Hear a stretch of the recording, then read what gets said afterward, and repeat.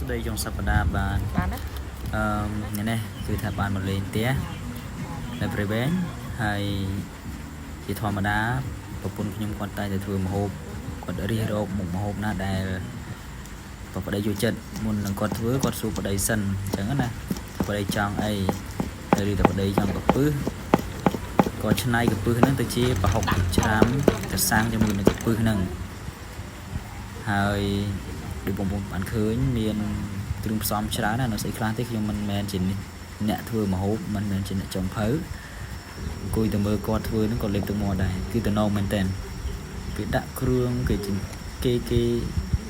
ពុះកសាងហើយគេឆ្កឹះកសាងគេមកលាយគ្រឿងលាយអីបុកម្ទេសបុកខ្ទឹមបុកសពអស់ហើយបានគេអាហ្នឹងបុកខ្ទឹមមកម្សាហើយបានគេបុកស្អីគេប្រហុកគេមានលឹកក្រូចសើចគេមានអីយ៉ាងទៅគេដាក់តំណងហើយប្តីនេះអង្គុយចាំថតមើលប្រពន្ធធ្វើឃើញតំណងពេកហើយប្រពន្ធថាប្តីឯងមករៀនហើយទៅគ្រាន់ធ្វើឲ្យប្រពន្ធហូបម្ដងខ្ញុំចេះសើចចាញឹមដាក់ហើយគាត់ធ្វើនេះដូចជាមិនយូរតាមផ្លែតបងប្អូនគាត់ធ្វើផ្លែតទីតបបានហូបតែម្ដងលឿនរបស់គាត់ហើយលក្ខណៈគ្រួសារអញ្ចឹងគឺមានក្តីសុខមែនទែនថ្ងៃដែលច័ន្ទសុក្រគឺយើងធ្វើការដល់ពេលថ្ងៃសៅរ៍ទឹកគឺយើងបានជួបជុំគ្រួសារគឺថាចំណាយពេលវេលាដ៏ខ្លីហ្នឹងប៉ុន្តែវាមានអត្ថន័យវាសប្បាយវាជាអនុស្សាវរីយ៍ដែលយើងបង្កើតឡើងជាមួយគ្នាហើយជាគ្រួសារដែលមានសុភមង្គលមែនទែនហើយខ្ញុំសង្ឃឹមថាប្រពន្ធខ្ញុំហើយនឹងខ្ញុំ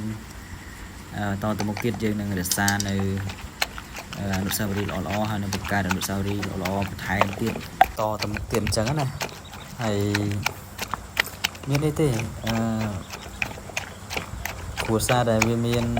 សុភមង្គលមានស្នាមញញឹមគឺដោយសារតែយើងចេះឲ្យក្តីស្រឡាញ់គ្នាបន្តិច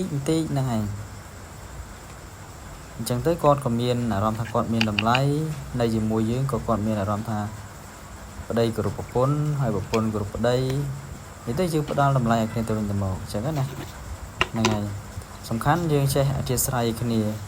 វាអត់ខុសអីពីចានក្នុងរាវទេបើសិនជាយើងពិតតែប្រឹងឲ្យវាតកិច្ចវាប្រកាសជាបែកហើយតែបើយើងថ្នមទោះបីរំដំយ៉ាងណាក៏វាអត់បែកដែរយើងស៊ូថយកម្លាំងបន្តិចដើម្បីកុំឲ្យចានហ្នឹងវាបែកអញ្ចឹងណាគ្រាន់តែប៉ះតែកិច្ចបន្តិចតែវាមិនបែកទេហ្នឹងហើយអញ្ចឹងដូចគ្នាគ្រួសារយើងក៏អញ្ចឹងដែរបើយើងចេះលៃលកចេះអធិស្ឋានចេះយោគយល់ចេះគោរពគ្នាទៅវិញទៅមកចេះឲ្យតម្លៃគ្នាទៅវិញទៅមកនោះជីវិតគ្រួសាររបស់យើងគឺវាមានសុភមង្គលតាមហ្នឹងហើយការរីកចម្រើនគឺការចេញពីការស្មោះត្រង់ភក្ដីភាពជាមួយនឹងគ្នាអញ្ចឹងគ្រួសារយើងវាកើតឡើងហើយវារីកចម្រើនទៅមុខគឺដោយសារតែកត្តាទាំងអស់ហ្នឹងឯងអញ្ចឹងណាអញ្ចឹងត្រឡប់មកវិញមើលមុខម្ហូបយើងគឺថាមុខម្ហូបដែលឆ្ងាញ់ហើយមានសុភមង្គលមែនទែនមុខនេះឃើញហើយគឺថានឹកស្នាមញញឹមនឹកសំណោចនឹកភាពសប្បាយរីករាយជុំគ្នានិយាយលេងពីនេះពីនោះអញ្ចឹងណាសប្បាយមែនទែន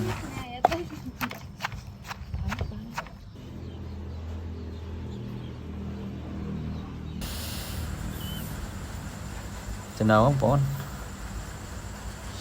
ហើយបន្ទាប់ពីតំណឃើញហើយគឺខ្ញុំភ្លក់មួយម៉ាត់សិនប្រពន្ធថាភ្លក់បងហើយខ្ញុំក៏ភ្លក់តាមប្រពន្ធទៅឆ្ងាញ់មែនតើមិនមែនលេងឆ្ងាញ់មែនឆ្ងាញ់ហ្នឹង